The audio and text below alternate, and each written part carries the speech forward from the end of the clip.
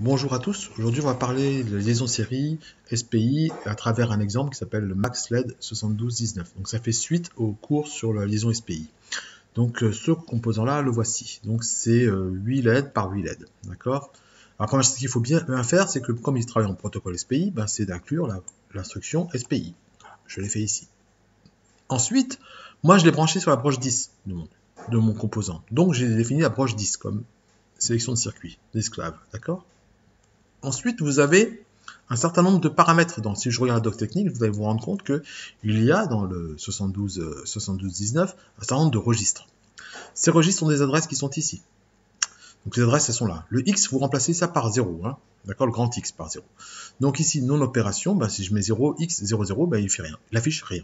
Alors, typiquement, c'est pour faire un afficheur où vous avez les nombres à la gauche qui n'apparaissent pas. D'accord. Donc, dans ce cas-là, vous mieux les éteindre carrément la matrice. On fera ça. Sinon, on peut afficher des valeurs. D'accord. Quand vous digitez 0, ça attaque, avec l'adresse 01, ça attaque la première ligne ici. Et ainsi de suite, deuxième ligne, troisième ligne, etc. Jusqu'à la huitième ligne qui est digit 7, qui correspond à 0x8.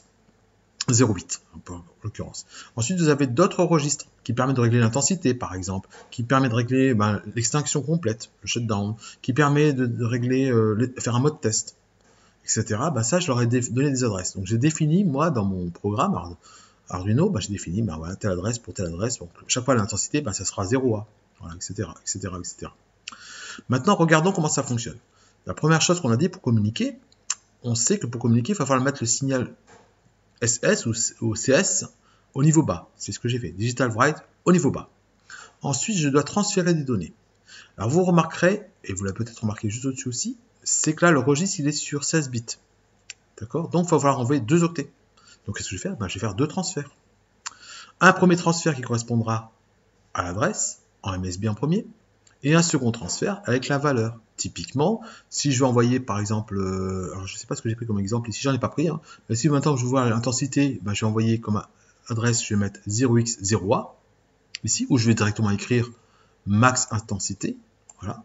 Et puis la valeur, je vais mettre la valeur que je choisis, alors, je sais pas, ça va être 1, 2, enfin un chiffre en hexadécimal. Voilà. Et à la fin, je remets mon chip select à 1 de façon à être à arrêter de m'adresser à ces esclaves. Donc ça, c'est la routine qu'il va falloir mettre. On va l'écrire. Une fois qu'on l'a écrit, maintenant regardons un peu le setup. Donc la première chose que je fais dans le setup, donc bien sûr, j'ai écrit la fonction juste avant. Hein. J'attribue bien sûr dans le setup que la sortie, SS c'est une sortie. Il faut bien que je lui dise laquelle c'est. Donc j'approche 10 dans mon cas. Mais ça peut être 11, 12, enfin, non pas 11, 12, mais ça peut être 9, 8, etc. Suivant ce que vous, nombre de matrices que vous voulez affecter. Ensuite, j'ai défini que c'était MSB first. Pourquoi? Parce que vous voyez bien ici qu'on rentre de ce côté et qu'au final, le MSB first, il faut qu'il rentre en premier pour arriver ici en premier. D'accord? Ensuite, j'ai divisé la fréquence par 2. Pourquoi? Je suis à 1000 MHz. Si je regarde la doc technique, c'est écrit qu'on peut travailler jusqu'à... je ne sais plus où c'est écrit, mais c'est écrit qu'on peut travailler... Voilà, c'est 100 nanosecondes. C'est écrit dans la doc technique. Donc du coup, 100 nanosecondes, ça fait 10 MHz. Oh, mais je peux pas aller pas plus que 8, je vais mettre à 8. Ensuite, SPI set data mode, ça c'est le mode 0. Pourquoi? Parce que j'observe ici que le chip select est à 0 et l'horloge est sur le front montant qu'on l'a donné au milieu. Donc ça indique qu'on était en mode 0. Donc voilà, je remplis ça, voir le cours précédent. Ensuite, j'ai démarré la fonction SPI. Voilà. Ensuite, en test, j'ai fait un test. Alors, je suis toujours dans le setup. Hein. Je fais un petit test pour voir si toutes les LED s'allument bien correctement. Donc qu'est-ce que je fais? Je vais leur demander, je vais faire un max transfert, c'est ma fonction qui est appelée ici, un max transfert. Je lui donne l'adresse et les valeurs. Donc je lui donne un max transfert, je lui dis de me transférer, le registre test 01. Pourquoi? Parce que dans la doc technique de la page 10, la table 10, vous avez pour l'adresse 0F, si je mets 1, automatiquement ça allume toutes les LED. Et quand je mettrai 0, je serai en mode normal, de fonctionnement normal. Quoi. Les LED s'allument si on les demande. Mais là, ça force toutes les LED à 1. D'accord? Donc ça va allumer toutes les LED et je vais attendre une seconde et je vais éteindre toutes les LED.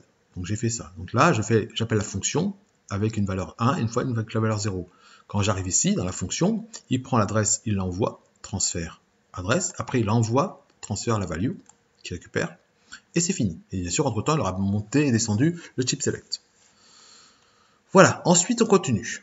Paramétrage. On va continuer à paramétrer notre afficheur. On n'a pas... Alors, il y a un truc qui s'appelle décode. Décode mode. Alors, décode mode, qu'est-ce que c'est que cette histoire? Il faut marquer c'est 09. Nous, on va mettre pas de digit. Parce que un afficheur 7 segments, c'est compatible afficheur 7 segments. C'est une matrice, mais ça peut être aussi un afficheur 7 segments.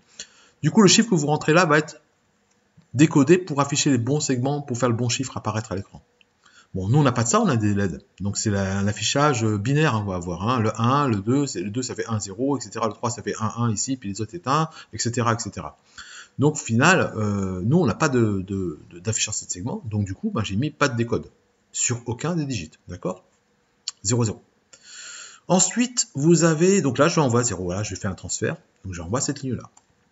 Ensuite, vous avez l'intensité lumineuse. Ben, l'intensité lumineuse, moi j'ai choisi, ben, c'est 0A. Donc j'ai envoyé ici max intensity. 0A, hein, bien sûr que c'était défini. Si je regarde un peu plus haut, ici, max intensity 0A. Je redescends, je redescends, je redescends. Voilà. Et puis je donne la valeur. Alors moi j'ai mis intensité minimum. Ben c'est 0, 0, c'est écrit ici. D'accord? 0, 0.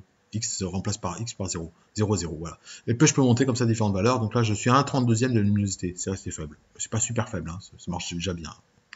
Et puis les idées, c'est éviter que ça consomme trop de courant, puisque tout est alimenté à travers ma carte Arduino. Ensuite, vous avez le scan limit. Le scan limit, c'est le nombre de colonnes que je vais avoir. Ben moi, j'ai 8 colonnes ici. Hein. Donc je vais avoir 8. Donc je vais en mettre au maximum. Donc là, c'est comme si j'avais 8 displays de 0 à 7. Donc j'ai mis X07. C'est pour ça que j'en ai 7. Bah là, j'ai 8 lignes. Je vais faire les 8 lignes. D'accord? C'est ça l'idée. Ensuite, le shutdown. Le shutdown, ben, je fais un test de shutdown pour l'éteindre. Hein. On peut l'éteindre ou l'allumer. Alors le shutdown, moi je veux pas qu'il fasse le shutdown hein, au départ. Donc je vais dire, ben, shutdown, ben non, 0C. Je vais envoyer 0,1 pour qu'il soit en fonctionnement normal. D'accord? Je ne vais pas l'éteindre. Sinon, il ne répond plus du tout. D'accord? Donc je vais le laisser allumer. D'accord? Voilà. En fait, retenu. Maintenant, dans le loop, qu'est-ce qu'on va mettre dans le loop? Ben, on a fini le setup, on a tout paramétré. Hein. On a fait un test de shutdown, on a vérifié, on a dit qu'on voulait 7 lignes, on voulait l'intensité lumineuse, on a fait un test ici, on a dit qu'on voulait pas décoder en 7 segments, et ici, on a fait un test de voir si tous les LED s'allumaient. Donc ça me permettait de voir si déjà tout ça, ça marche bien. Maintenant, regardons le loop, la boucle principale. Moi, je vais afficher ce programme, cet affichage-là. Alors déjà, première remarque, les lignes, quand vous avez composants, vous regarderez le composant, il y a marqué in et out à l'extérieur, donc les fils rentrent et puis ressortent de l'autre côté, hein, on peut les suivre. Donc du côté in, bah, les colonnes sont 1, 2, 3, c'est des rangées. Et donc, le nombre en binaire que vous avez rangé ici correspond au chiffre que vous avez là. Donc le 0 ici va se retrouver de ce côté. Attention, tout est inversé. C'est le B0, c'est le premier qui rentre au in. D'accord? Et puis le 1, il s'écrit ici, 2 c'est 1 et 0, 3 c'est 1 et 1, et puis tout le reste est 1, etc. etc. Donc c'est en binaire, mais dans ce sens-là. D'accord? Pas dans l'autre sens. Donc le B7, il est là. Donc le B7, on va le retrouver ici. Donc si je mets ça ici, donc imaginez que je vais tout éteindre, et ben je vais tout mettre à 0. C'est facile. Maintenant ici, je vais allumer. Ben, le 0 qui est ici, je vais le mettre ici. Le 1 qui est ici, je vais le mettre ici, etc., etc., etc. Le 0 qui est là va se retrouver ici. Donc ça fait 7E. Donc en voyant un I qui vaudra 2, j'enverrai 7E. Alors regardez bien ce que j'écris, et ainsi de suite. Regardez ce que j'ai écrit en dessous. Et bien, pour le max transfert, pour 1, j'envoie 0,1. Pour 2, j'envoie 0,7E, etc., etc. Et c'est quoi ce 1, 2, 3, 4, 5, 6, 7, 8? Et bien, regardez, je remonte un tout petit peu dans ma doc technique, les voilà. C'est le digit 0, 1, 2, 3, 4, 5, 6, 7. 1, 2, 3, 4, 5, 6, 7, 8. Voilà. D'accord? C'est ces adresses-là que j'adresse pour afficher. Et ça affiche sur toutes les lignes, comme ça. 1, 2, 3, 4, 5, 6, 7 et 8. D'accord? C'est pour ça que je donne cet ordre-là. Aussi simple que ça. Attention à l'inversion des bits, hein, je vous l'ai dit, faites attention. Attends, si je vais écrire ce signe-là, qu'est-ce que je fais? Ben, le 1 qui est ici va se retrouver ici, le 1 qui est ici va se retrouver ici, puis le reste à 0, etc. Donc vous voyez d'autres codes. Donc là, je peux faire ça. Si je veux faire alterner cet affichage-là, ben, j'écrirai ça 2 fois. D'accord? J'alterne. Maintenant, une dernière chose pour terminer ce cours. Qu'est-ce qui se passe si maintenant vous en mettez plusieurs à l'affilée? Donc si vous affichez des chiffres différents, une espèce de compteur, ben, je vous conseille de faire des chip select séparés, par matrice. Ce sera plus facile à gérer. Maintenant, si vous voulez que ce soit un seul bloc, vous pouvez aussi. Alors imaginez qu'on en ait 2 des matrices. Si on n'a que 2 matrices, ben, c'est comme si on avait un registre de 32 bits. Donc du coup, il faut écrire les instructions suffisamment longtemps pour que ça aille dans la deuxième matrice. Tout ça en rentrant par le premier côté. Et donc là, ça va fonctionner. Si vous allez assez vite, vous pourrez tout rentrer à bonne vitesse là-dedans. D'accord? Et si vous avez 3 matrices, 48, et 4 matrices, 64, etc. bits, alors vous allez écrire 64 bits pour obtenir toute la rangée du 1 ici. D'accord? Quand vous voulez faire un affichage ici, vous n'en avez pas 1, mais vous en enverrez 4 sur le 1 pour envoyer sur les 4 lignes là. D'accord? Tout simplement. Voilà comment ça fonctionne. J'ai fini.